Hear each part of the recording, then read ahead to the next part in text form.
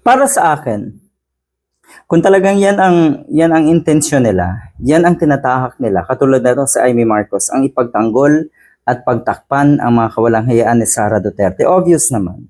Pero sana, tignan nyo munang maigi kung ano yung mga sinasabi nyo. Sana, talasan nyo yung dunong nyo.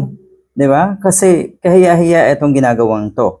Dalawang kahihiyan ang ibinibigay nyo sa mga sarili nyo. Unang-una, kahiya-hiya na kayo ay mga senator judges, pero nagmumukha na mas aligaga pa kayo doon sa mga abogado, totoong abogado ni Sara Duterte. Mas matindi pa yung pagdepensa nyo kaysa sa kanila. Kung tutuusin nga, mas obvious kayo. Diyos ko, nakakahiya. Pangalawang kahihiyan, yung alam nyong walang lusot at pinipilit nyo na magkaroon kayo ng mga rason para ilusot ang kasong ito ni Sara Duterte. Wala. Lahat ng sinasabi nyo ay pawang kahihiyan. Lahat ng sinasabi nyo ay posibleng magamit laban mismo kay Sara Duterte. Sana alam niya ni Sara Duterte. Kasi itong mga senator judges na katulad ni Robin Padilla, Amy Marcos, Alan Peter Cayetano, talaga ba? Hindi pa halata? Talaga ba? Tapos sasabihin na yung mga majority senators ay ganun din, na mukhang atat na i-convict si Sara Duterte. Tignan nyo lang kung paano magbato ng katanungan kumpara dito sa mga senator judges na halatang makasara Duterte, halatang pinoprotektahan sa Sara Duterte. Ibang-iba. O itong sa Amy Marcos, ipinagpipilitan at parang gustong ilaglag yung mga disbursing officer ng DepEd at ng OVP.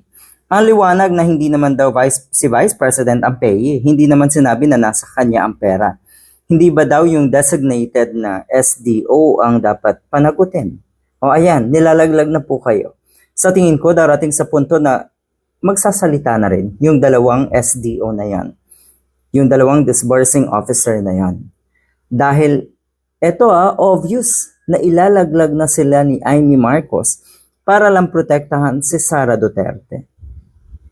Ang head of agency daw kasi or yung SDO nga ang accountable sa ganitong sitwasyon.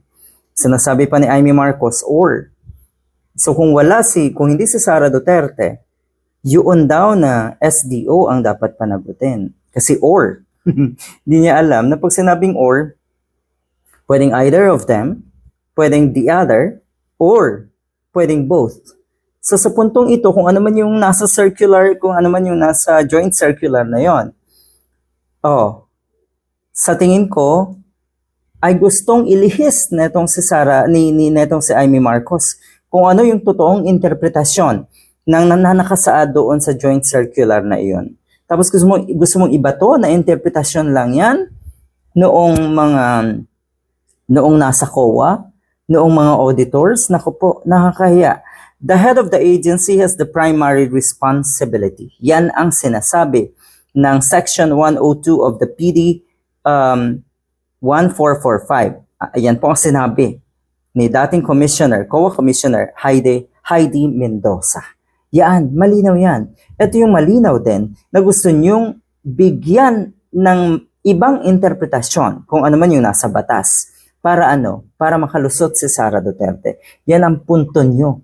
Yan ang tinatahak nyo. Hindi kayo magtatagumpay.